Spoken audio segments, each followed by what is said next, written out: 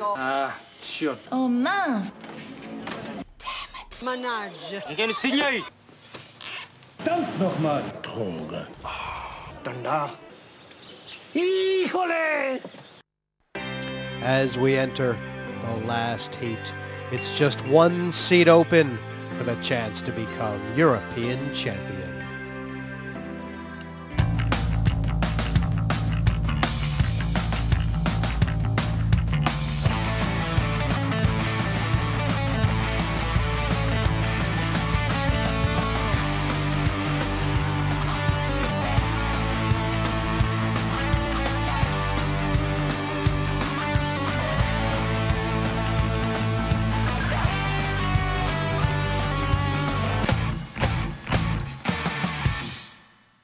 Welcome to the PartyPoker.com European Open 3. I'm Roxanne Ciordi and I'm here with Jesse May. Jesse, now you're obviously a fashion connoisseur. What does what you wear at the poker table say about you? Well, thanks, Roxanne. I've always tried to be at the forefront of the movement that brings the poker table and the Salvation Army closer together. But, you know, what you wear at the poker table goes a long way towards creating your table image. I mean, a couple weeks ago, we had Andy Pyra come in, and he just looked like a gambler. Rumpled suit, white collar askew. It took the players a long time to work out that Andy wasn't gambling at all, but playing very conservatively. Now, Pippa Flanders, she's quite the opposite. She has her little stuffed animals, she's dressed very conservatively, but her poker style is outrageous. Bluffing, yet still looking very demure.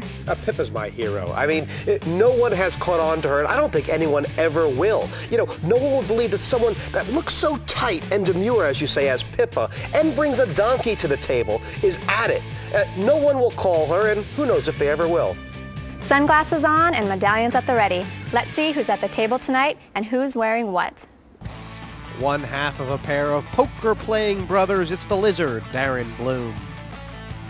Lascelles Barrow, longtime poker player, looking for a first-time win. Qualified through a charity to get here, Gavin Alexander. From the Gut Shot, it's John Charalambous. From Blackpool, a man who finished 4th in this event last year, Dave Clayton. And from Hartford, rounding out the table is Dave Courtney. Poker is a game of skill and a game of luck, but when it comes to the crunch, you have to be prepared to push your chips over the line and take that jump in the dark. Tonight, the last 6 players of round 1 take it to the felt to win a seat in the semifinal. The final heat of the PartyPoker.com European Open 3. There's only one seat open in the last semifinal. 6 players vying to take it down. Grab hold of that $360,000 prize pool. Darren Bloom looking to make his mark. Lascelles Barrow. A lot of tough players tonight who have tried many times in this televised format and are looking to break on to the other side.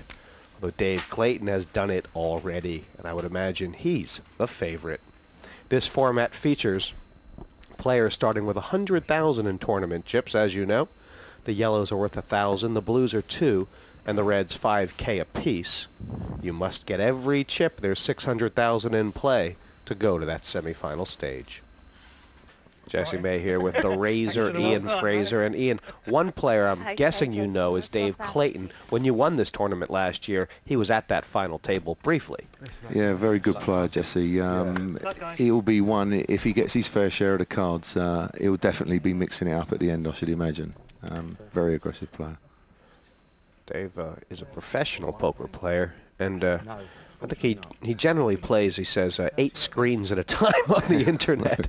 So I don't know how he's going to be able to keep his interest up here. I think he, when you play that sort of way, Jesse, on the net, it's more you're playing like a machine. So obviously his brain must work a lot quicker than normal. First action will be Gavin Alexander. First time on TV, I think, but he's sort of been in the gambling world all his life, an equities trader. And imagine he knows his cards. Yeah, he's got, a nice hand for the first hand. Always nice to see this. I just feel like it's your day, don't you, when you get the aces the very first hand? Look at that. Clayton laying down 7s. It's only a 8,000 bet. Would you call that conservative or? Yeah. I mean, first hand, Jesse, no one really wants to get tangled up. Dave Clayton will be thinking, What a lay down. John Charalambous, qualifier from the Gutshot Club, and got through about 45 or 50 runners just to get here. So They've had quite a few runners in this tournament, Jesse, the Gutshot. I think we commentated. they do, and I think one of them has gotten through to the semis already, and Nick Perceau. So there's quite a few good players from that. Yeah, they've London got a very area. good standard of play down at that club. Yeah, very good. Charalambous. I think he'll be Pass. sitting tight for a little while. He's had the best Pass. hand you can get pre-flop. He's rushed his and got nut. nothing. There's Dave Courtney. Race to 6,000 total. And here comes the snake. Now, you know Tony Bloom, his brother's game, pretty well. Pass. Yeah, I do. I was just looking at his bio as well, Jesse, and he says, what's your best poker achievement? He said, teaching the lizard how to play. This is Darren's third or fourth time on TV, and he just seems to have gotten better every time. I mean, he's been playing cards all his life, but I think this format, Check. he's just been sort of getting his feet wet. He got dogged by John McGill 10,000. in the UK Open. He's bet 10 into here, Jesse. Well, I think you might be seeing a raise here. It's almost like you've got the hands backwards. Gavin Alexander just passed a flush draw on the flop. Well, it can only be because it's the first couple of hands, Jesse. I can't understand that. And in another 40 minutes' time, I'm sure he'll be getting his chips in there. I mean, had to be because of the ace on board, I guess, or Well, he's got 4 clubs there. maybe Surely you want to be looking at that. he's just scared of the snake.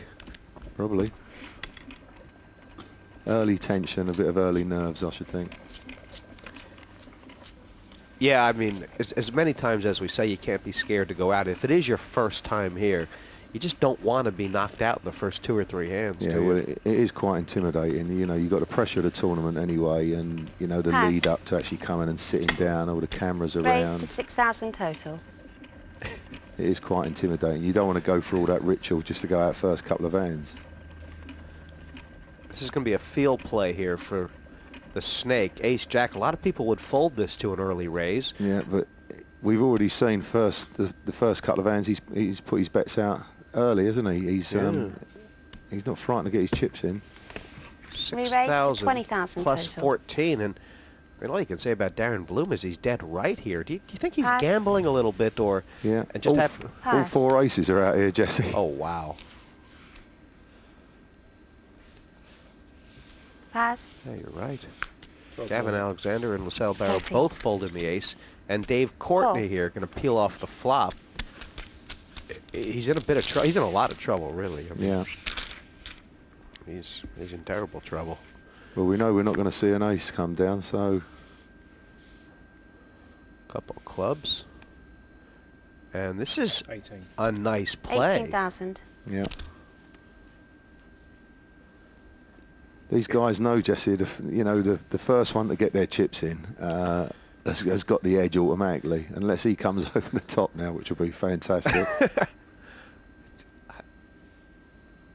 I mean, you know, you'd call Courtney's bet here suicidal, but it's somehow brilliant. Yeah. Is it just a stab 18,000 to win the pot?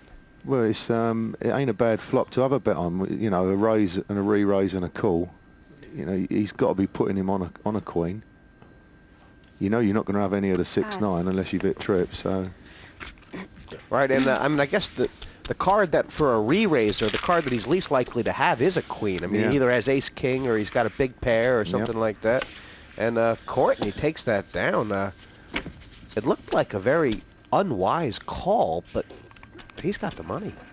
He's got everything. He's got the thrill aspect, he's got the gamble at it, and the great thing I like about the best, the destiny's in your own hands. If you make a bad mistake, you know it's down to you, or if you get unlucky. And if you make a bad decision, you can't blame no one else but yourself. That's what I like about it. Playing cards every single day would certainly stress me out quite a bit. It's nice I can sort of play once or twice a week and enjoy it. And it's great I haven't got to rely on the money, on winnings. It's nice when I win, I can give it to the wife and we can go on a nice holiday or something. That's how I look at it. I love playing golf and I'm never going to be a professional golfer. But this sort of sport gives me an opportunity to sort of play against the best in the world. That's what I like about it. I could never play golf with Tiger Woods or somebody